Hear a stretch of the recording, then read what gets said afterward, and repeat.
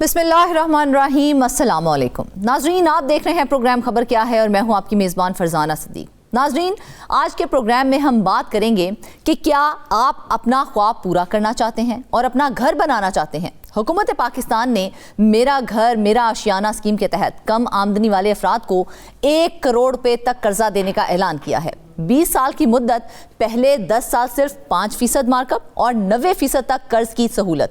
क्या आप तैयार हैं अपनी 10% इक्विटी के साथ? मजीद इस स्कीम के बारे में बताने के लिए हमें ज्वाइन करेंगे नुमाइंदा खसूसी इस्लामाबाद रियाजुल हक। जबकि प्रोग्राम के दूसरे हिस्से में आपको बताएंगे कश्मोर, कनकोट और लाड़काना के सरकारी गोदामों से 24,000 मैट्रिक टन गंदम गायब होने का इंकशाफ हुआ है, जिसकी मालियत 2 अरब 40 करोड़ रुपए से जायद बताई जा रही है। डिप्टी डायरेक्टर फूड लाड़काना ने नैब को तहकीकात के लिए खत लिख दिया है, मगर गंदम की चोरी का सिलसिला अभी भी जारी है। सवाल अब यह है कि क्या नैब इस स्कैंडल में मुलव्वस अफसरान के खिलाफ कोई कार्रवाई करेगी या नहीं करेगी। मजीद इस मामले पर बात करने के लिए हमें ज्वाइन करेंगे नुमाइंदा कराची शाहिद हुसैन सैलरा। जबकि प्रोग्राम के आखिरी हिस्से में हम रुख करेंगे मुल्तान का, जहां पर गुलगश्त की कीमती कमर्शियल अराजी 6 साल से नीलाम ही नहीं हो सकी है। 2019 से जारी इल्तवा ने वासा को करोड़ों रुपए की आमदन से महरूम कर दिया है। 27 जनवरी और 3 फरवरी 2026 को होने वाली नीलामियां भी मुलतवी हो गई हैं। क्या इस कीमती अराजी को अब पार्किंग के लिए इस्तेमाल किया जाएगा और इस ताखीर के पीछे आखिर क्या इंतजामी वजूहात हैं? इस सारे मामले पर बात करने के लिए हमें ज्वाइन करेंगे नुमाइंदा मुल्तान ज़हीर अब्बास। तो नाज़रीन, चलते हैं आज की पहली खबर की जानिब। पाकिस्तान में बढ़ती महंगाई और रिहायशी मसाइल के दरमियान हुकूमत ने कम आमदनी वाले तबके के लिए एक नई हाउसिंग फाइनेंस स्कीम मुतारिफ करवाने का ऐलान किया है। इस मंसूबे के तहत शहरियों को 1 करोड़ रुपए तक कर्ज 20 साल के लिए फराहम किया जाएगा, जबकि पहले 10 साल के लिए मार्कअप सिर्फ 5% रखा गया है। सवाल यह है कि क्या यह मंसूबा वाकई ही अवाम को अपना घर दिलाने में मददगार साबित होगा? इसमें भी या आमली सामने आ सकती हैं। आइए इसी मौजू पर हम सवालात करते हैं। हमें ज्वाइन किया है नुमाइंदा खसूसी इस्लामाबाद रियाजुल हक ने। रियाज, सबसे पहले ये बताइए कि हुकूमत ने इस नई हाउसिंग फाइनेंस स्कीम का बुनियादी मकसद क्या रखा है और इससे कौन सा तबका है जो सबसे ज़्यादा फ़ायदा उठा सकेगा? जी बहुत शुक्रिया फरजाना। बिल्कुल, और जब से पेट्रोल की कीमतें बढ़ी हैं, मैं तो यही सोच रहा था कि पहले कि अब क्या होगा, क्योंकि इस सारे बिल्कुल एक हर चीज़ जो है वो डिस्टर्ब हो जाएगी। तो मेरा ख्याल है अब हुकूमत ज़ाहिर है इस प्लान का भी सोचेगी कि इसका क्या करना है, बिकॉज जो है वो 55 रुपये अच्छी खासी रकम है पेट्रोल की, और आइंदा आने वाले हफ्ते में चूँकि अब हफ्तावार कीमतें बढ़ेंगी, बाई वीकली जिस तरह 14 दिन बाद के बाद बढ़ती थी, अब वो उस तरह नहीं होगी। तो अब ये देखना होगा कि ये जो है इसको भी रिवाइज़ करते हैं या नहीं करते। लेकिन बहरहाल मौजूदा हालात में ये एक अच्छी खबर है। लेकिन इसका एक मैं बैकग्राउंड थोड़ा सा बता दूँ, ये जानना ज़रूरी है कि ये हाउसिंग स्कीम जो है ये पिछले दिनों जब मैं वजारत हाउसिंग में जब गया तो एक अफसर का मैं इंतज़ार करता रहा, तो उन्होंने काफ़ी देर बाद जब आया उन्होंने कहा जी एक हाउसिंग स्कीम थी जो पिछले अक्टूबर में वज़ीर आज़म ने लॉन्च की थी कि लोगों को जो है वो घर बनाने के लिए कर्जा मिल सके। तो हैरानी की बात ये थी कि वो अफसर भी कह रहे थे मुझे भी नहीं पता था, और मैंने कहा मुझे भी इसका नहीं पता। अच्छा। उन्होंने कहा इस तरह किसी को भी नहीं पता, लिहाजा अब इसको बाकायदा तौर पर रीलॉन्च करने का फैसला किया गया है। और इससे पहले जो था इस पर शरह सूद या मार्कअप जो था वो भी ज़्यादा था, तकरीबन 8% था। अब नए उसके मुताबिक जो शरह सूद है वो 5% रखा जाएगा, और जो कर्ज की मालियत है पहले कम थी, 35-40 लाख तक थी शायद, अब वो 1 करोड़ तक यानी 10 मिलियन तक जो है वो कर्ज दिया जाएगा। और वो तमाम लोग जो कम आमदनी तबके वाले यानी 10 मरला या उससे कम के घर जो बनाना चाहते हैं या अपार्टमेंट जो है अगर वो बनाना चाहते हैं तो उनके लिए होगा। और अपार्टमेंट जो है वो तकरीबन 2720 स्क्वायर फीट तक का अगर मकान होगा, या इसी तरह जो 1500 स्क्वायर फीट का जो अपार्टमेंट होगा उनको ये लोन दिया जाएगा, और ये 20 साल तक के लिए होगा ये लोन दिया जाएगा। और जो मार्कअप है वो 5% होगा, जैसे कि आपने शुरू में कह दिया कि पहले जो 10 साल हैं वो जो है वो 5% होगा, उसके बाद थोड़ा सा जो है वो बढ़ जाएगा। और जो तकरीबन चूँकि 1 करोड़ है तो उसमें 10 लाख जो है वो जो सारिफ है या जो कर्ज लेने वाला है वो 10 लाख रुपए देगा इक्विटी के तौर पे, और उसके बाद बाकायदा तौर पे अब तक तकरीबन 10 से 15 हज़ार के करीब जो एप्लीकेशंस हैं वो आ चुकी हैं। अच्छा। लेकिन लोगों की इंतहाई कम दिलचस्पी, उसकी जो बड़ी वजह ये करार दी जा रही है कि लोगों को पता ही नहीं है। तो इसकी अब बाकायदा तशहीर होगी और 10 तारीख को बाकायदा तौर पर इसका इफ्तिताह होगा, एक इवेंट होगा। अब देखते हैं इसमें प्राइम मिनिस्टर आते हैं या नहीं आते, लेकिन बाकायदा तौर पर इसका इफ्तिताह होगा। और तकरीबन फरवरी मार्च में यानी पिछले महीने उसका जो है बाकायदा तौर पे जो है वो इसको रिवाइज़ किया गया और जून 2026 तक के लिए ये जो कर्ज़ की सहूलियत है ये दी जाएगी। तो अब ये देखना होगा कि ये पिछली जो हाउसिंग स्कीम्स हैं उससे कितनी बेहतर होती है। पाकिस्तान तहरीक इंसाफ के ज़माने में भी था, फिर उससे पहले। लेकिन रियाज, एक बड़ा अहम सवाल है यहाँ पर, 1 करोड़ पे तक कर्ज की सहूलत दी जा रही है, ठीक है, लेकिन क्या मौजूदा प्रॉपर्टी मार्केट में ये लोन अमाउंट जो है वो वाकई घर बनाने या खरीदने के लिए काफ़ी है, इनफ अमाउंट है ये? इसके लिए एक थोड़ी सी चीज़ समझनी होगी कि जिसने 10 मरला या उससे कम का, जिसके पास मकान या कहीं पे अपार्टमेंट उसकी, यानी उसके पास सॉलिड जो है वो एक जो है वो रिकॉर्ड दिखाना होगा कि उसके पास ये प्रॉपर्टी है उसके नाम। उसके अलावा उसके नाम पे कोई किसी किस्म की कोई प्रॉपर्टी वगैरह नहीं है, तो वो तब ये हो सकेगा। अब सिर्फ ज़मीन ख़रीदने के लिए नहीं होगा, बल्कि ये ज़मीन जो अपार्टमेंट ख़रीदा हुआ है आपने, किसी के पास 4 या 5 मरले का जो घर है, वो ये लोन ले सकेगा और उस पर तामीर हो सकेगी। अब बिल्कुल इसमें कोई शक नहीं है कि जितनी महंगाई, और अब ये जिस तरह पेट्रोल वाला मामला हुआ है और आगे भी शायद एक हफ्ते बाद भी शायद मजीद भी सुना है, पेट्रोल की कीमतें कितनी बढ़ेंगी, बिल्कुल, और महंगाई मजीद कितनी आगे तक चली जाएगी। हाँ जी, हाँ बिल्कुल। तो उसको देखते हुए ये देखना होगा कि अगर जिस तरह ये है तो इसी तरह सीमेंट, सरिया, बजरी, घर की तामीर की जो दूसरी चीज़ें हैं उसकी कीमतें भी बढ़ेंगी। तो फिर ये देखना होगा कि इसके हवाले से क्या हुकूमत इसको रिवाइज़ करती है। लेकिन बज़ाहिर फिल वक्त जब हम बात कर रहे हैं तो इतना ही है कि 1 करोड़ होगा और उसका जो मार्कअप है वो 5 साल होगा, और इनिशियली पहले 10 साल और फिर उसके बाद थोड़ा सा बढ़ जाएगा। तो फिलहाल तो यही हुकूमत का प्लान है। उसके बाद क्या होता है, और अगर एक और कड़वी गोली ये जो 5% मार्कअप रखा गया है पहले 10 साल के लिए, क्या ये हुकूमत की तरफ से कोई सब्सिडी मॉडल है या फिर कुछ और है? ये बिल्कुल ये सब्सिडी मॉडल ही है, क्योंकि अगर आप वैसे लोन लेने जाते हैं तो कैबोर और दूसरे चीज़ें, सारा कुछ बैंक की चीज़ें वो मिलाकर, सारा कुछ मिला के, तो वो तकरीबन जो है वो 13, 14, 15 तक जो है % तक वो मार्कअप चला जाता है। तो हुकूमत ने इसको कम से कम रखा है। एक और हुकूमत पंजाब ने भी अनाउंस किया था, वो 0% मार्कअप पे था।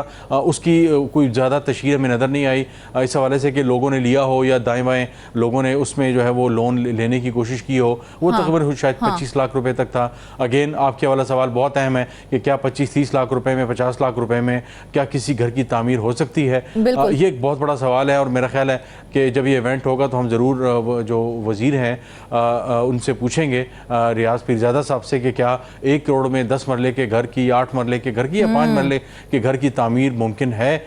ये एक बहुत बड़ा सवाल है। लेकिन बहरहाल एक हुकूमत की एक कोशिश और काविश नज़र आती है कि मेरा घर मेरा आशियाना स्कीम के थ्रू इस मामले को जो है वो लोगों को, जो कम आमदनी वाले तबके हैं, जो अपना घर नहीं बना सकते या कोई अपार्टमेंट भी ख़रीदना चाहें, बनाना चाहें, ग्रे स्ट्रक्चर अगर उनके पास मौजूद है और उस पर तामीर करना चाहें, तो ये है। और उसकी शराइत बहुत ज़्यादा जो है वो कोई ख़ास नहीं है। आपके पास ID कार्ड होना चाहिए, यानी यकीनन आप पाकिस्तानी नेशनल हों, और फिर उसके अलावा आपका रिकॉर्ड हो कि पूरे पाकिस्तान में आपकी कोई और प्रॉपर्टी ना हो। पता चले आपके 3-4 प्लॉट हैं और आप कर्ज ले रहे हैं और बाद में जो है वो खुद को बैंकरप्ट क्रिएट करके, लेकिन कर्ज तो घर बनाने के लिए दिया जा रहा है ना। अगर प्लॉट हैं, अगर वो उसके ऊपर घर बनाना चाह रहे हैं तो क्या फिर कर्जा नहीं मिलेगा? अगर पहले से आपका कोई घर या प्लॉट मौजूद है, यानी एक जिसके अगेंस्ट आप ले रहे हैं, वो तो ठीक है। यानी अगर आपके पास 5 मरले का या 10 मरले का घर है, या कोई अपार्टमेंट आपने कहीं पे जो है वो परचेज़ किया हुआ है, लेकिन उसकी फिनिशिंग और दूसरी चीज़ें आप समझते हैं कि वो नहीं हुई या हो सकती हैं, तो उसके लिए कर्ज आपको मिलेगा।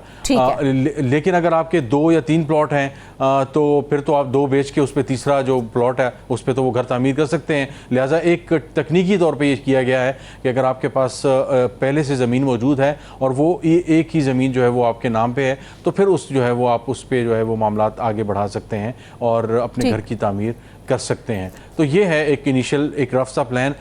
इसमें अगेन एक ऐसी चीज़ है कि अभी रीलॉन्चिंग एक किस्म की 10 को दोबारा होनी है, हम इस पे तनकीद भी कर सकते हैं। अच्छा रियाज, आपने कहा कि लॉन्चिंग तकरीब के ऊपर आप रियाज पीरजादा साहब से सवाल करेंगे, वहां पर एक सवाल और कर लीजिएगा उनसे कि मतलब जो बाकी 10 साल के लिए मार्केट रेट लागू करने का उनके हवाले से जो कहा जा रहा है, तो क्या उसके बाद कर्ज लेने वालों पर फाइनेंशियल प्रेशर बढ़ने का खदशा नहीं हो जाएगा?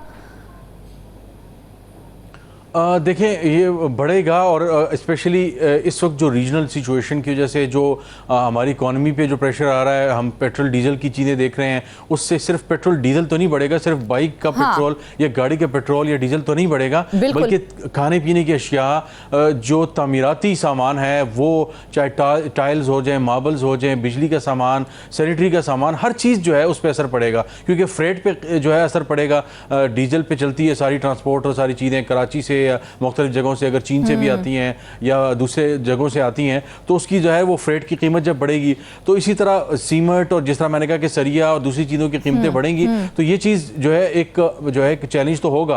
आप दूसरे 10 साल की जिक्र कर रहे हैं, मैं तो कह रहा हूँ कि पहले 10 साल लोगों के लिए अच्छा खासा चैलेंज होगा। तो अब ये देखना होगा कि क्या, चूँकि फरवरी में ECC ने इसको रिवाइज़ किया था, तो अब दोबारा क्या इसको रिवाइज़ करने का कोई प्लान है? क्या इसको 1 करोड़ को 1.5 करोड़ करने का या 1.25 करोड़ करने का प्लान है? बिकॉज इसके बाद ये बहुत बड़ा चैलेंज हो जाएगा लोगों के लिए। पता चले 1 करोड़ उन्होंने ले लिया है, अब समझ नहीं आ रही कि साइकिल का एक पहिया लिया हुआ है, दूसरा पहिया कैसे लें, तो ये तो साइकिल नहीं चल सकेगी। तो ये एक बड़ा इशू होगा कि अगर उन्होंने 1 करोड़ ले लिया है, तो कुछ कम से कम वो कहेंगे जी 20-25 हमारे पास लाख और हों ताकि हम इस घर को फिनिश कर सकें। तो पता चले बैंक वाले कहीं भाई पैसे दें, आपने तो किस्तें जमा करवानी है, वो कहेंगे मेरा घर तो इस तरह खड़ा है, आके आप देख लें, मेरा तो घर तामीर नहीं हो रहा। तो ये एक बहुत बड़ा चैलेंज होगा। और मेरा ख्याल है इस महंगाई में हुकूमत को चाहिए कि अगले 1-2 माह के अंदर इसको बाकायदा तौर पर रिवाइज करें। अगर सिचुएशन जो मिडिल ईस्ट की और जो खित्ते की अगर वो इम्प्रूव नहीं होती, तो इसको बेहतर किया जा सकता है। और अगर हुकूमत नेकनियती से एक चीज़ कर रही है, तो मेरा ख्याल है इस चीज़ को, क्योंकि एक शॉकिंग हुकूमत के लिए एक ये चीज़ है, मिनिस्टर साहब के लिए भी जो हाउसिंग के हैं, कि सिर्फ 10 से 12 हज़ार तक लोगों ने अप्लाई किया हुआ है, पिछले अक्टूबर से अब तक लॉन्च हुआ हुआ है। और तो ये एक चैलेंज तो है, और हुकूमत को देखना होगा कि अगर लोग कम आ रहे हैं तो उसकी वजूहात क्या हैं और उनको बेहतर किया जा सकता है। तो अगर आपने लोन को बढ़ा दिया 1 करोड़ तक, लेकिन इस महंगाई के बाद अगर मजीद थोड़ा बढ़ा दें, और दूसरा ये कि जो दूसरे 10 साल हैं उसमें मार्कअप को अगर कुछ एडजस्ट किया जा सके, तो इससे भी जो है वो जो लोग हैं, लोन लेने वाले हैं, घर बनाने का ख्वाब जिनका है, वो किसी हद तक पूरा हो सकता है। रियाज, एक और बड़ा अहम सवाल है, कहा जा रहा है गुजार को 10% अपनी रकम बतौर इक्विटी देना होगी, तो क्या कम आमदनी वाले अफराद जो हैं उनके लिए डाउन पेमेंट जमा करना आसान होगा?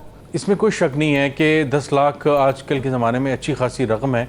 गो के देखा जाए तो शायद मुश्किल से 2 तोले सोने की कीमत भी नहीं है। लेकिन जब हम कम आमदनी वाले तबके की बात करते हैं, तो हम बात कर रहे हैं 10 मरला से कम। अब इसमें मेरा ये पूरा यकीन है कि 1 करोड़ अगर लोन के लिए कोई अप्लाई कर रहा है, तो वो सब बेचारे वो लोग हैं जिनके 3 से 4 या 5 मरले के घर हैं, या इस तरह का जो 1500 या स्क्वायर फीट का जो अपार्टमेंट ले रहे हैं, या 2000 कुछ का जो प्लॉट है वो ले रहे हैं। मोस्टली वो लोग होंगे जो 3 से 4 या 5 मरले वाले घर वाले लोग हैं। तो ये अगेन ये जो डाउन पेमेंट कह लें या जो कुछ भी इसको नाम दे दें, इक्विटी कह लें, इसको 10% जो 10 लाख हैं, ये मुझे ज़्यादा लग रहे हैं। इसको अगर कम किया जा सके तो मेरा ख्याल है तो एक और सहूलत होगी। वरना ये एक ऐसी स्कीम होगी। जी, हुकूमत की जानिब से ना तमाम कमर्शियल और इस्लामी बैंकों को इस स्कीम में शामिल किया गया है, तो क्या बैंकिंग सेक्टर इस फाइनेंसिंग मॉडल को मौसर तरीके से नाफिज कर पाएगा कि नहीं कर पाएगा?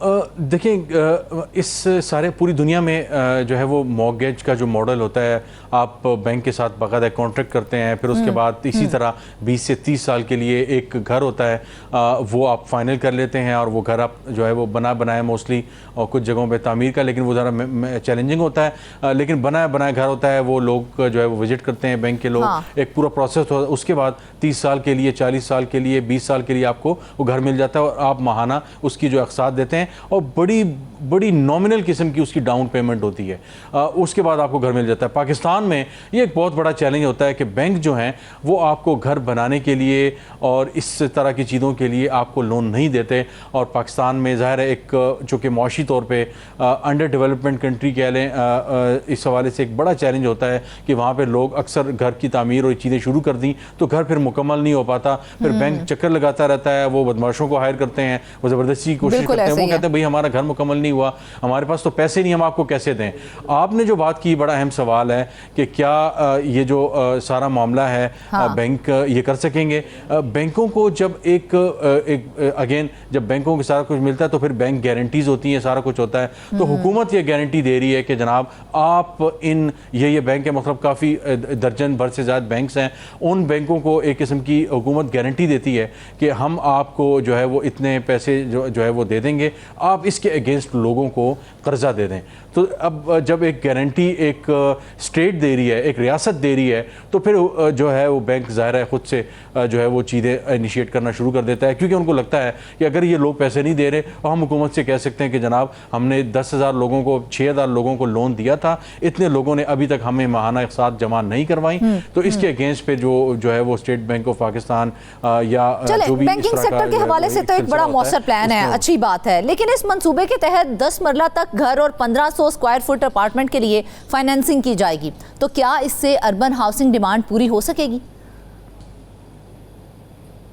अर्बन हाउसिंग जो डिमांड है वो तो बहुत ज़्यादा है, वो तो मेरा ख्याल है इनका जो टारगेट है वो तकरीबन 5 लाख घरों का है, जो एक बड़ा मॉडेस्ट और हम्बल सा स्टार्ट है। अब ये देखना होगा कि शुरू में अगर ये 5 लाख लोगों को घर बनाने के लिए लोन दें और वो लोन रीपे भी हो, लोग जो है वो रिटर्न करना भी शुरू कर दें, और उसके साथ साथ कामयाबी के साथ वो घर अपनी तकमील को भी पहुंचना शुरू हो जाएं, तो फिर शायद ये 5 लाख से ज़्यादा बढ़ाया जा सके। लेकिन इस वक्त पाकिस्तान बहुत बड़े हाउसिंग के क्राइसिस से जो है वो गुजर रहा है, और अर्बन हाउसिंग जो जिस तरह पॉपुलेशन बढ़ रही है, एक बहुत बड़ा क्राइसिस आ रहा है, जिसमें हम देख रहे हैं कि सिर्फ इस्लामाबाद के अंदर अगर देखा जाए तो यहाँ पे परसेंटेज जो लोगों के अपने घरों की है वो अच्छी खासी कम है, फिर तो दूर दराज इलाकों की दूर की बात है।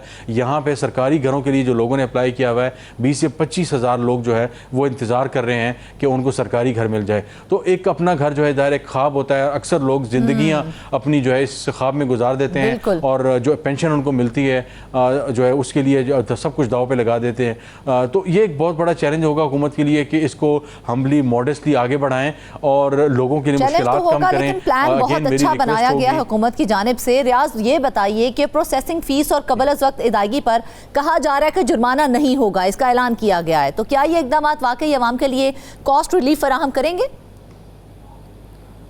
जी बिल्कुल, बज़ाहिर तो ये वो सारी चीज़ें हुकूमत कोशिश अपनी ज़ाहिर है जैसे कहते हैं कि अपनी बिसात के मुताबिक हुकूमत तो पूरी कोशिश कर रही है कि चीज़ों को बेहतर किया जा सके, खामखा लोगों को तंग ना किया जाए। और जिस तरह मादी में होता रहा कि जनाब वो जुर्माने हो रहे हैं, को तंग किया जा रहा है, और 20 से 25 पेजेस के जो है वो फॉर्म्स हैं वो फिल करते करते वहाँ पर बैंक में जो है वो सारा दिन गुजर जाता है और समझ नहीं आती। तो अगर ये फॉर्मल अब अनाउंसमेंट होगी और लोग बैंकों में जाना शुरू हो गए, तो अगर हुकूमत जो है वो एक किस्म का बैंकों को अच्छी एश्योरेंस करवाती है और जो गारंटीज़ हैं वो स्ट्रॉन्ग होती हैं, और ज़ाहिर है जब स्टेट आ जाती है तो उस गारंटी को ज़ाहिर है जो बैंक है वो भी सीरियसली लेता है और लोगों को जो है वो जो लोन है वो डिसबर्स करना शुरू कर देता है। तो हुकूमत की इनिशियली बाज़ार एक अच्छी नीयत नज़र आ रही है। अभी देखना होगा कि आगे चल के महंगाई या इन्फ्लेशन ये सारी चीज़ें जब इसमें कंसिडर होंगी, काउंट इन होंगी, तो क्या ये ऐसा तो नहीं होगा कि एक ऐसा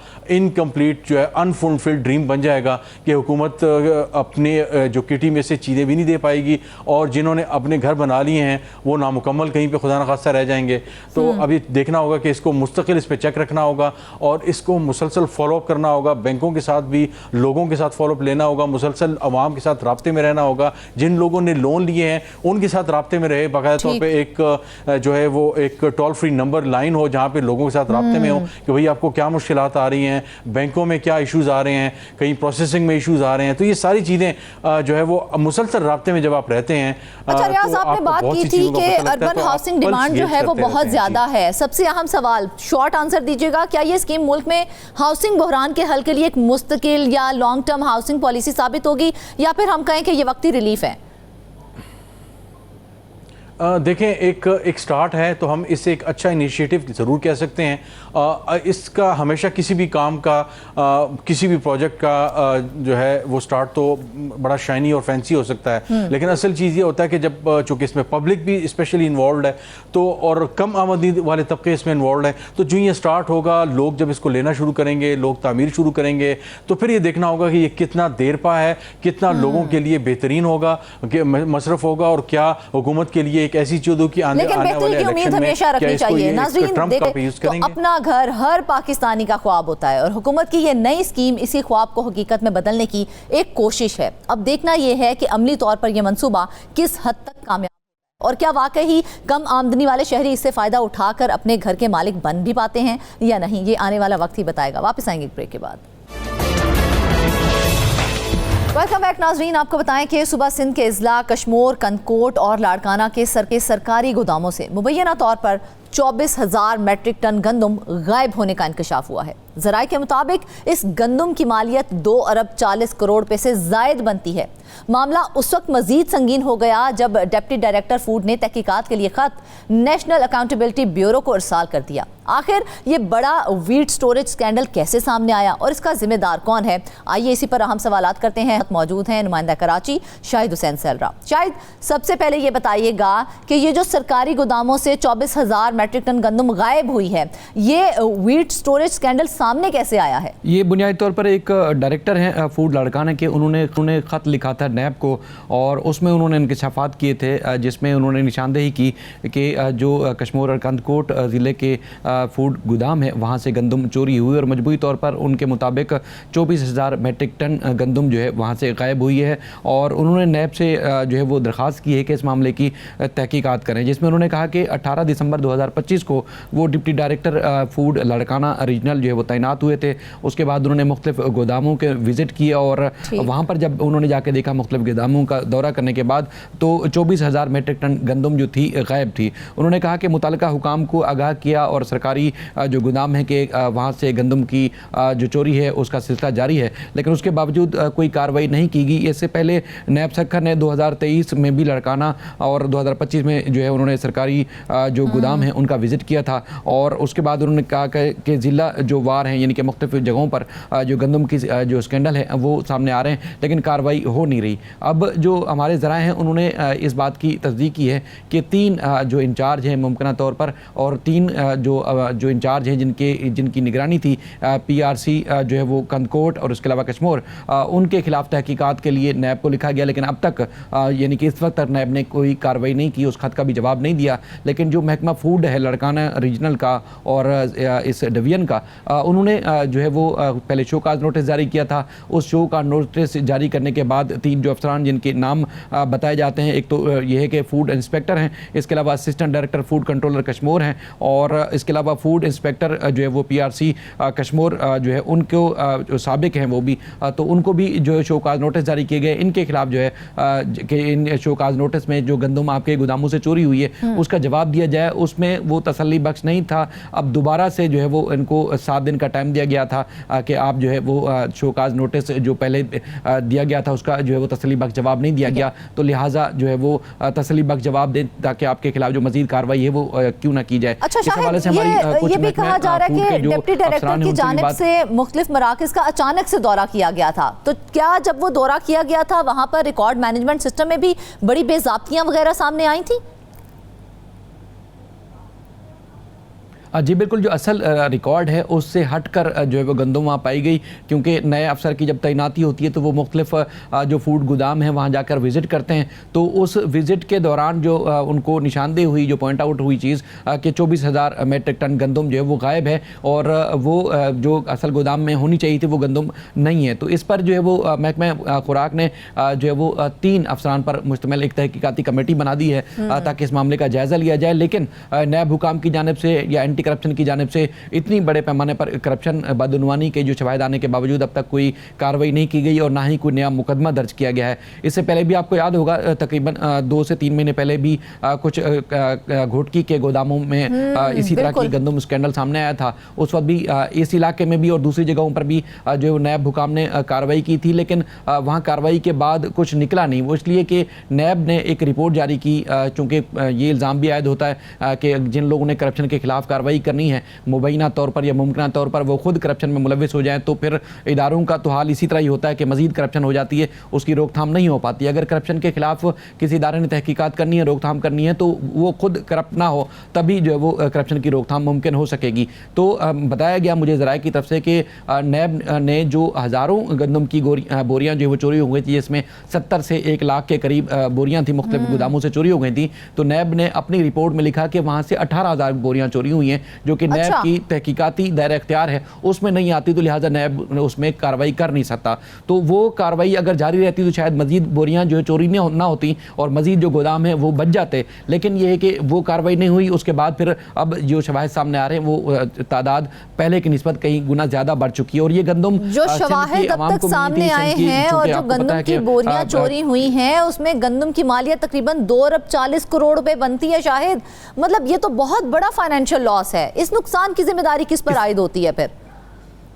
बिल्कुल, इससे पहले जो थी वो जो नुकसान था वो बहुत कम था, अब बढ़ चुका है। उस वक्त भी अगर इन अफसरान के खिलाफ तहकीकात हो जाती, तहकीकात की जाती, तो शायद मामला बेहतर होता। ये जो 3 अफसरान जिनके मैंने आपको ओहदे बताए हैं, क्योंकि एज पर पॉलिसी हम उनके नाम नहीं बता सकते, वो उनमें से एक अफसर ऐसे भी हैं जो आजकल कंदकोट और कश्मीर के इंचार्ज हैं। इनके ऊपर 97 में जो है वो इल्ज़ाम आयद किया गया था कि इन्होंने गोदामों से मुख्तलिफ जो है वो गंदम की बोरियाँ थी, इंचार्ज होने के बाद जो है इन्होंने गंदम गायब करवाई। सखर एंटी करप्शन डिपार्टमेंट में इनके खिलाफ मुकदमा दर्ज किया गया था और जब मुकदमे का ट्रायल हतमी मराहल में पहुंचता है तो इन साहब की तरफ से अपने एक यूनियन काउंसिल का सर्टिफिकेट पेश किया जाता है, डेथ सर्टिफिकेट, कि इस साहब की डेथ हो चुकी है और लिहाजा इसका ट्रायल नहीं हो सकता। और हैरान कुन तौर पर 2011 में यही साहब दोबारा से जिंदा अपने आप को जाहिर करके महकमा फूड में दोबारा से तैनात हो जाते हैं। और वो अब जो ये जो 24,000 मेट्रिक टन गंदम की चोरी है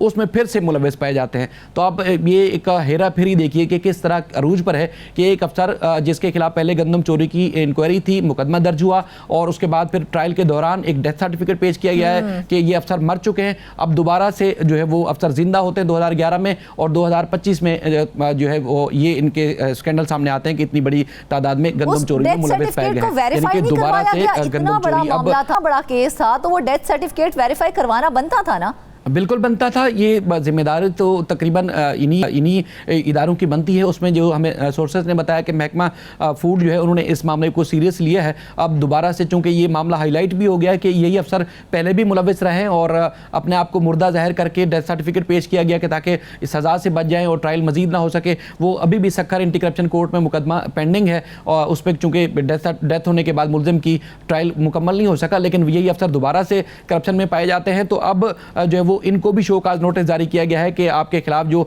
शवाहिद और सबूत हैं उसमें आप जो है वो अपने आप को क्लीन करें, वरना जो है वो मजीद कानून के मुताबिक कार्रवाई की जाएगी। लेकिन इस अफसर को अब तक की इतलात के मुताबिक मुअत्तल किया गया है। इंचार्ज हैं इस फूड के इस गोदाम के कंदकोट और कश्मीर के, लेकिन चार्ज अभी भी उनके पास है। यानी कि 24,000 मेट्रिक टन गंदम चोरी हो जाना, 2 अरब 40 करोड़ रुपए की गंदम चोरी है और उसके बाद इतने वो बासर और इतने ताकतवर हैं कि मुअत्तल होने के बावजूद उसी गंदम के गोदाम के इंचार्ज हैं और शो काज नोटिस जारी किया गया, बल्कि फाइनल शो काज नोटिस जारी किया गया है कि आपके खिलाफ हतमी कार्रवाई होगी। माजी का ट्रैक रिकॉर्ड भी मैंने आपको बताया और मौजूदा भी, और जो हमने 2 महीने पहले रिकॉर्डिंग की थी और प्रोग्राम एक नशर भी हुआ था जिसमें नैब ने कुछ कार्रवाई की, लेकिन वो भी जो है वो रिपोर्ट जो है वो इस तरह की पेश की गई कि नैब के दायरा इख्तियार में नहीं आता, तो लिहाजा नैब ने कार्रवाई उस वक्त नहीं की थी। लेकिन अब जो डिप्टी डायरेक्टर साहब थे उनकी जानिब से नैब को जो खत लिखा गया था उसके ऊपर बाकायदा अब इंक्वायरी और प्रोसेस शुरू हो चुका है।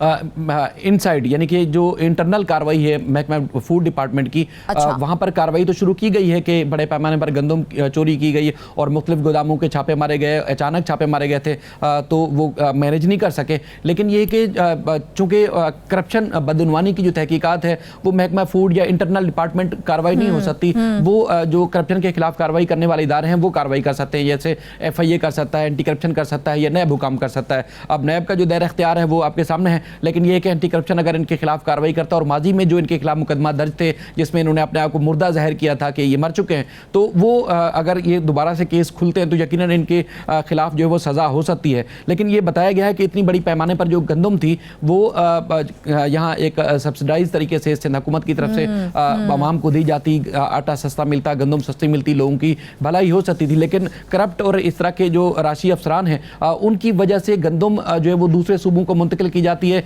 सस्ते दामों जो है वो वहाँ फ़रोख्त की जाती है, वहाँ से जो मुल्क से बाहर भी जो है मुबैना तौर पर फ़रोख्त हो जाती है, लेकिन ये कि सूबे की आवाम को इसका फ़ायदा नहीं होता। अब एक अफसर ने जिस तरह कार्रवाई की जिसमें उन्होंने कहा कि वो 18 दिसंबर 2025 को तैनात हुए थे और 2 रोज़ पहले भी जो है वो ख़त लिखा गया, नायब हुकाम को मज़ीद आगाही दी गई। अब उनका ये कहना है कि हम संजीदगी से इस मामले को देख रहे हैं और एक बाकायदा तौर पर एक तहकीकाती कमेटी भी बनाएगी जिसमें जो फूड इंस्पेक्टर और दीगर अफसरान इसके अंदर मुलव्विस बताए जा रहे थे उन सब के खिलाफ इंटरनल इंक्वायरी जो है वो शुरू हो चुकी है।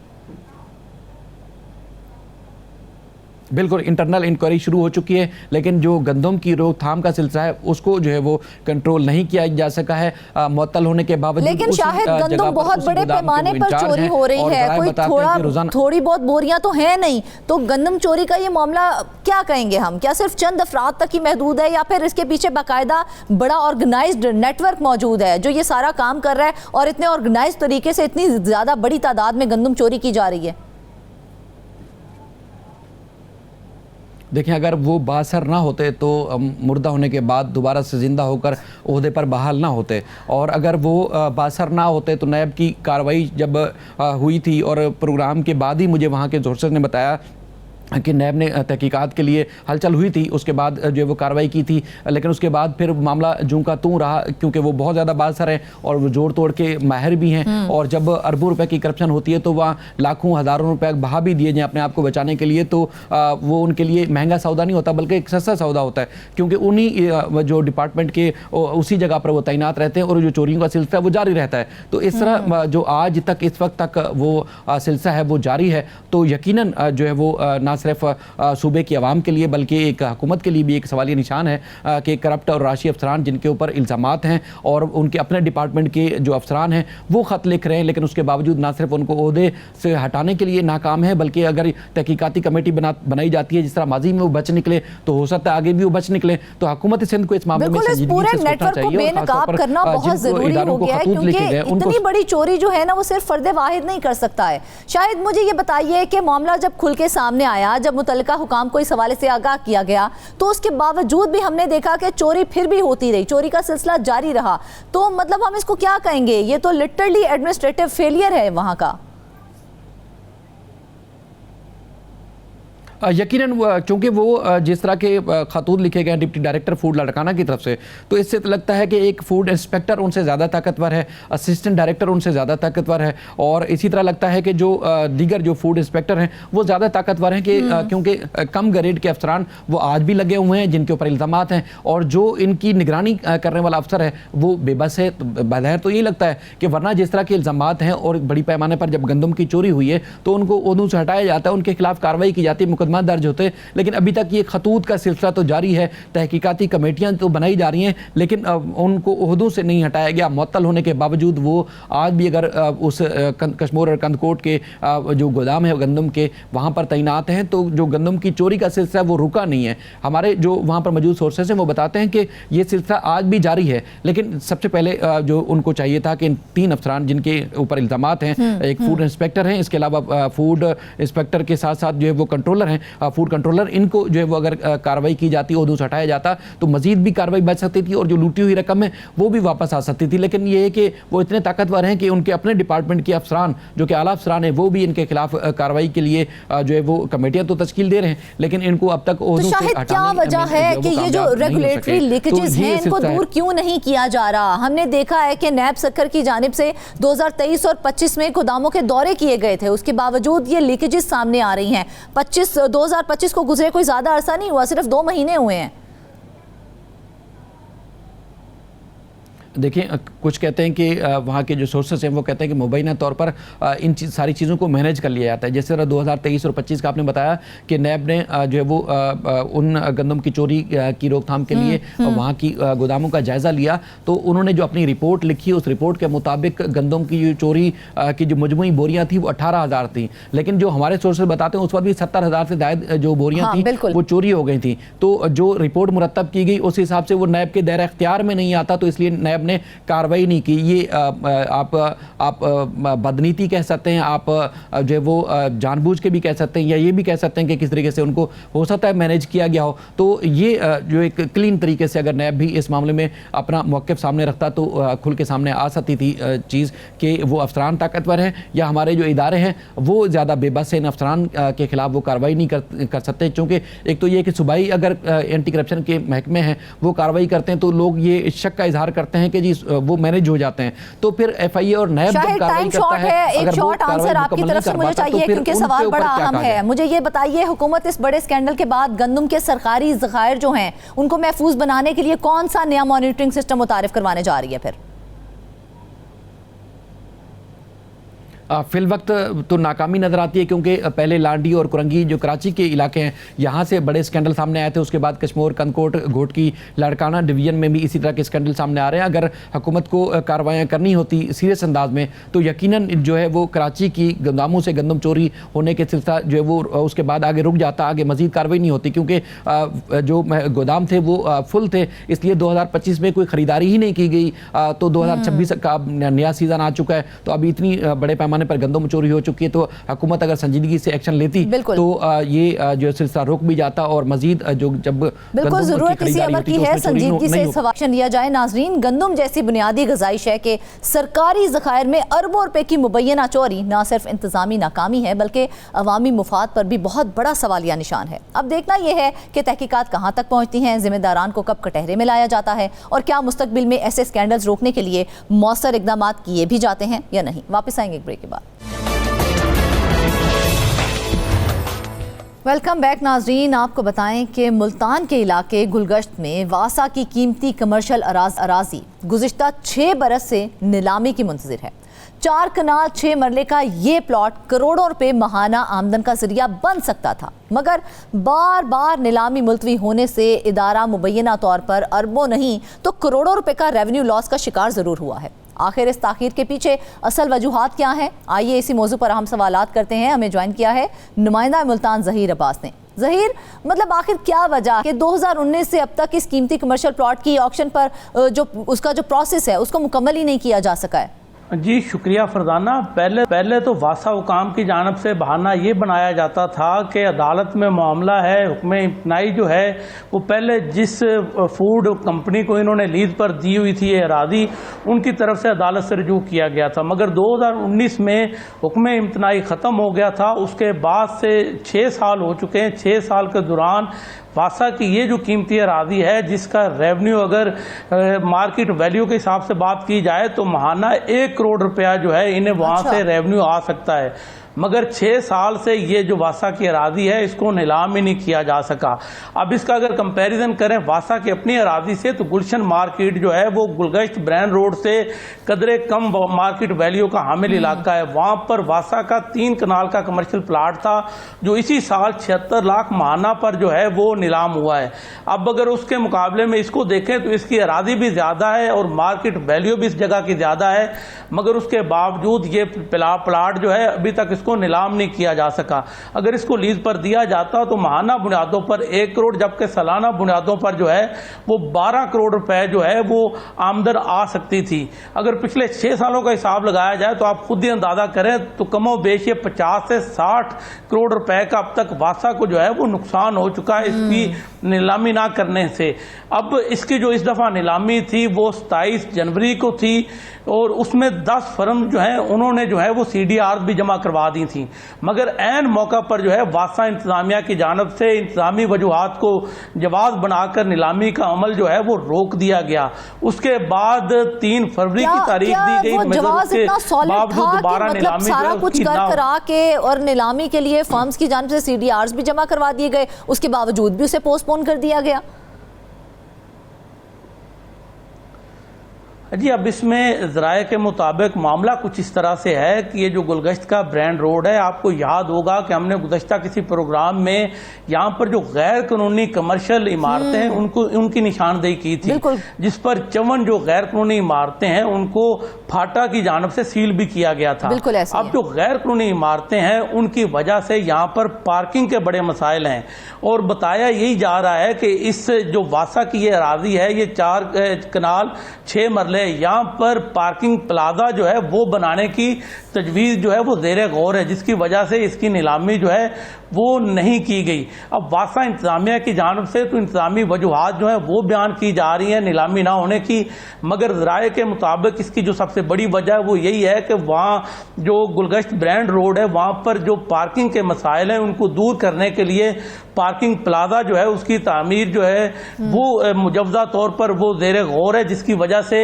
नीलामी का अमल जो है वो रोकना पड़ा है। अगर मादी की बात की जाए तो मादी में भी ये अराजी जो है इंतहाई कम रेट पर नीलाम की गई थी। जिस वक्त इस इलाके से, इस एरिया से जो है वो दुकानों का, आम दुकान का जो किराया है वो 30 से 40 लाख था, तो उस वक्त ये अराजी जो है वो सिर्फ 2 लाख माहाना लीज पर जो है वो दी गई थी। तो मादी में भी वासा इंतजामिया, वासा के जो मुतलका अफसरान हैं उन्होंने इसको सोने की चिड़िया समझ रखा था। वहां से मुबैना तौर पर जो है वो भारी जो नजराने हैं वो वसूल किए जाते थे। अभी भी अगर बात की जाए तो इस अराजी का इस्तेमाल क्या किया जा रहा है कि शाम के टाइम यहाँ पर कुछ रेडियां चल रहे थे और उनके अपने इख्तिलाफात चल रहे थे, जिसकी वजह से ये ताखीर हुई है। अजी, उसमें यह है कि जो साबिक DG MDA थे उनकी तरफ से ये तजवीज़ दी गई थी मादी में कि ये जो रकबा है, ये जो अराजी है, इस पर जो है कुछ दुकानें तामीर कर दी जाएं, कोई प्लाजा तामीर कर दिया जाए जॉइंट वेंचर के तहत के MDA और वासा की जानब से। मगर हुआ क्या कि उस पर भी अमल दरामद ना हो सका। अगर वो दुकानें ही तामीर कर दी जाती तो उसका जो है वो रेवेन्यू हर महीने इनको हासिल हो सकता था, मगर यहाँ ये तजवीज़ जो है उसको भी रद्द कर दिया गया। उसके बाद अब जो मौजूदा इंतजामिया है उनकी जानब से यही ज़राए की जानब से दावा किया जा रहा है कि इसको पार्किंग प्लाजा जो है वो बनाए जाने की तजवीज़ ज़ेरे गौर है। अब देखते हैं कि ऊंट किस करवट बैठता है। ताम जो पिछले 6 सालों से इसकी नीलामी नहीं हुई अराजी की, उससे वासा इंतजामिया जो है वो भारी आमदन से महरूम है। दूसरी जानब अगर बात की जाए तो वासा की कुछ अराजी जो है उस पर मुबैना तौर पर कब्जा माफिया भी काबज है। 6 साल से जायद का अरसा हो चुका है। 357 मरले अराजी है शहर के मुख्तलिफ इलाकों में, जिस प्लॉट की बात कर रहे हैं ना, वो हमारे ज़राए ये बताते हैं कि वो प्लॉट 1 करोड़ पे माहाना तक जा सकता था। तो क्या इदारे को होने वाला ये जो रेवेन्यू लॉस है, ये इसकी जिम्मेदारी हम किसके सर पे डालेंगे? जी, मादी में हमने देखा कि एडिटर जनरल ऑफ पाकिस्तान की जो रिपोर्ट आई उसमें जो इंतजामी अफसरान हैं उन पर यह सारा मलबा डाला गया कि इंतहाई कम रेट पर इसी प्लाट की जो है वो नीलामी की गई थी। 20 साल लीज पर जो है एक फूड कंपनी जो निजी है उसको दिया गया था। तो उसमें भी बड़े पैमाने पर फीसों की खुर्दबुर्द थी, टैक्सेस की खुर्दबुर्द थी, तो उसमें काफ़ी ज़्यादा निशानदेही एडिटर जनरल ऑफ पाकिस्तान की जानब से की गई थी, जिसके बाद जो है वो उन आर्डर्ड पैराज की रोशनी में इस प्लाट की दोबारा नीलामी का फैसला हुआ था। जैसे 2019 में लीज की मुद्दत खत्म हुई थी उसके बाद से इस प्लाजे की नीलामी का अखबार में इश्तिहार दे दिया गया था। इवन के नीलामी का अमल शुरू हो गया था। जो कमेटी थी वो नीलामी कर रही थी। 44 लाख रुपए माहाना, ये 2019 की बात आपको बता रहा हूँ, 2019-20 में 44 लाख माहाना पर इस प्लाट की नीलामी जो है उसकी बोली लग चुकी थी। मगर अचानक से जो है हुक्म इम्तनाई जो है उसको जवाब बढ़ाकर नीलामी का अमल 2019 में भी रोक दिया गया था। था, जिसके 6 माह बाद जो हुक्म इम्तनाई है वो अदालत से ख़त्म हो गया। वासा ने केस जो है वो जीत लिया, मगर उसके बावजूद 6 साल का अरसा हो चुका है, इस प्लाट की नीलामी नहीं हो सकी। साफ जाहिर है नीलामी ना होने से जो वासा है वो भारी आमदन से महरूम है। इसी तरह आप दीगर महकमों की बात करें कि जब भी कोई सरकारी अराजी होती है तो उसके लीज के मामलात हमेशा तखीर का शिकार रहते हैं। आपको याद होगा कि हमने म्यूनसिपल कॉर्पोरेशन का एक प्लाजा मुल्तान में है, उस हवाले से डिस्कस किया था कि उसकी 126 दुकानें हैं तकरीबन, मगर वो भी अभी तक नीलाम नहीं हो सकी, जिसकी वजह से म्यूनसिपल कॉर्पोरेशन को काफी नुकसान उठाना पड़ रहा है। इसी तरह आपको याद होगा कि सरकारी यूनिवर्सिटीज की कुछ अराजी की हमने निशानदेही की थी कि चाहे वो जामिया ज़करिया हो, गाजी यूनिवर्सिटी हो या दीगर यूनिवर्सिटीज हो जनूबी पंजाब की, वहां पर उनकी जो ज़रिए अराजी है उसकी भी नीलामी नहीं हो सकी थी, जिससे वो यूनिवर्सिटीज हैं उनको भी भारी आमदन से महरूमी का सामना करना पड़ा था। आप अंदाजा करें कि एक शख्स अगर उसके पास 2 मरले का घर भी है एक्स्ट्रा, तो उसकी कोशिश होती है कि उसको फौरी किराए पर चढ़ाया जाए ताकि उसकी आमदन में इजाफा हो सके। मगर यहाँ पर जो सरकारी जो बिल्डिंग्स होती हैं, जो सरकारी प्लाजे होते हैं या सरकारी दुकानें होती हैं, उनकी नीलामी का अमल जो है वो कई साल तक इल्तवा का शिकार रहता है, जिसकी वजह से जो कौमी खजाना है उसको भारी आमदन से महरूमी का सामना करना पड़ता है। अच्छा ज़हीर, ये बताइएगा कि जो हमारे ज़राए हमें बताते हैं, जो इन्फॉर्मेशन हम तक पहुंची है, उसके मुताबिक गुलशन मार्केट में ना 3 कनाल का प्लॉट है जो 76 लाख रुपए माहाना पर नीलाम हो सकता है। तो फिर गुलगश्त ब्रांड रोड का प्लॉट इससे ज़्यादा कमर्शियल वैल्यू क्यों नहीं हासिल कर सका है? इसी साल वो जो गुलशन मार्केट वाला वासा का 3 कनाल का प्लाट है, उसकी नीलामी 76 लाख माहाना पर हुई है। अब उसका अगर मार्केट वैल्यू के हिसाब से बात की जाए तो ये एरिया जो है गुलगश्त ब्रांड रोड, ये उससे ज्यादा महंगा एरिया कंसीडर होता है। यहाँ पर जो दुकानों के किराए हैं वो उससे ज्यादा हैं। यहाँ पर ये जो रकबा है, ये अरादी जो है, ये इससे भी ज्यादा महंगी जो है वो लीज पर जा सकती है कि ये अगर 76 लाख पे हुआ है तो ये कमो बेश 1 करोड़ रुपए माहाना पर नीलाम हो सकती है। मगर है क्या वजह, यही बताई जा रही है ज़राए के मुताबिक कि इस जगह पर जो है पार्किंग प्लाजा जो है उसको तामीर किया जाना है, जिसकी वजह से इस प्लाट की नीलामी का अमल जो है वो अचानक रोका गया है। दूसरी जानब वासा इंतजामिया इस बात पर बजिद है कि किसी किस्म का जो है जा रहा है ना ज़हीर, तो क्या ये जो बार बार नीलामी मुलतवी की जा रही है तो सरमायाकारों का वासा के ऑक्शन सिस्टम पर से तो मुकम्मल तौर पे एतमाद ही उठ जाएगा, तो वो दोबारा से किस तरह से उसमें हिस्सा लेंगे फिर? नहीं, बात यही है ना कि साफ जाहिर है जो भी सरमायाकारी करना चाह रहा होगा तो उसकी तो कोशिश यही है कि ये एरिया जो है वो मार्केट वैल्यू के हिसाब से काफ़ी बेहतर है। यहाँ पर अगर वो कोई भी कारोबार शुरू करेंगे तो उनको ज़्यादा उनका प्रॉफिट मार्जिन है, तो दिलचस्पी तो साफ जाहिर है। दिलचस्पी ना होती तो जो 10 फर्म्स हैं वो अपनी CDR जमा ना करवाती। इससे पहले की अगर बात की जाए, जब 2019 में इसकी नीलामी होने लगी थी तो उस वक्त भी 44 लाख रुपया जो है वो इसकी बोली लगी थी, मगर उस वक्त भी जो है वो इसकी नीलामी का अमल जो है वो रोक दिया गया था। अब जब दोबारा 2026 में इसकी नीलामी होने लगी है तो उस वक्त भी रोक दी गई है। वासा इंतजामिया से जब इस हवाले से हमारी बात हुई तो वासा तर्जमान का मौक़िफ़ ये था कि कुछ इंतजामी वजूहात की बिना पर नीलामी का अमल रोका गया है। उनका कहना है कि जैसे ही दोबारा अखबार में इश्तिहार दिया जाएगा इसकी नीलामी का अमल जल्द जो है वो शुरू किया जाएगा ताकि वासा को भारी आमदन जो है वो हो सके। मगर यहाँ पर यही सवाल है कि माजी में भी जब हम वासा इंतजामिया से बात करते थे तो उनका यही मौक़िफ़ होता था कि प्लाट की नीलामी के लिए इकदाम उठाए जा रहे हैं, मगर 6 साल से हमने देखा कि इकदाम जब भी उठाने की कोशिश की जाती है तो किसी न किसी वजह से वो नीलामी का अमल रोक दिया जाता है, जिसकी वजह से इदारे को, सरकारी खजाने को भारी आमदन से महरूमी का सामना। एक तरफ वासा में पहले आपको याद होगा कि काफी ज्यादा माली बहरान का सामना रहता था, लेकिन जब से ये अथॉरिटी बनी है, इनका जो टैरिफ बढ़ा है, तब से वासा के हालात कुछ बेहतर हुए हैं। मगर अगर ये नीलामी हो जाए तो साधारण 1 करोड़ माहाना आमदन जो है वो वासा को हासिल हो सकती है, जिसे वो किसी और खाते में जो है वो एडजस्ट उस रकम कर सकते हैं। आपको पता है तो फूल का बहुत ज्यादा खपत है वासा में। जो गैर कानूनी इमारतें हैं और पार्किंग मसाइल तो नहीं है कहीं इसकी बड़ी वजह? जी मैंने जैसे बताया कि सबसे बड़ी वजह इसकी जो ज़राए के मुताबिक है वो यही है क्योंकि आप अंदाज़ा करें कि 54 गैर कानूनी जो इमारतें हैं इस गुलगश्त ब्रांड रोड पर, उनको कुछ हफ्ते कबल जो है वो सील किया गया था। तो वजह क्या थी कि उन्होंने पार्किंग के लिए जगह नहीं छोड़ी हुई थी, गैर जो नक्शे हैं वो मंजूर नहीं करवाए थे, कमर्शलाइजेशन जो है वो नहीं करवाई थी, तो कुछ फीसें जो दीगर हैं सरकारी वो जमा नहीं करवाई थी। अब अंदाज़ा करें कि जब आप एक प्लाजा बना रहे हैं, जब आप एक दुकानें जो है वो बड़ी तादाद में बनाई जा रही हैं, तो उनके आगे पार्किंग की जगह ही नहीं छोड़ी जा रही, तो साफ ज़ाहिर पार्किंग की जगह छोड़ी नहीं गई, तो यहाँ पर पार्किंग के मसाइल काफ़ी ज़्यादा थे, कई घंटे तक ट्रैफिक जाम रहना यहाँ पर मामूल है। अब जैसे ईद करीब है तो ईद के दिनों में यहाँ पर साफ ज़ाहिर शॉपिंग के लिए लोगों ने ज़्यादा तादाद में जाना है। शाम को आप देखेंगे कि यहाँ पर जो है गाड़ी खड़ी करने की जगह रोड के ऊपर भी नहीं मिलेगी। बिल्कुल ऐसे ही तो है। साफ ज़ाहिर है पार्किंग प्लाजा जब तक नहीं तामीर होगा तब तक ये मसाइल जूं के तू रहेंगे। अब साफ ज़ाहिर इतने बड़े बड़े प्लाजे हैं, उनको ये मिसमार करने से इस बात में कितनी सदाकत है? कहा जा रहा है कि इस अराजी को पार्किंग के लिए इस्तेमाल करने की प्लानिंग स्ट्रेटेजी बन रही है, वाकई ऐसा ही है?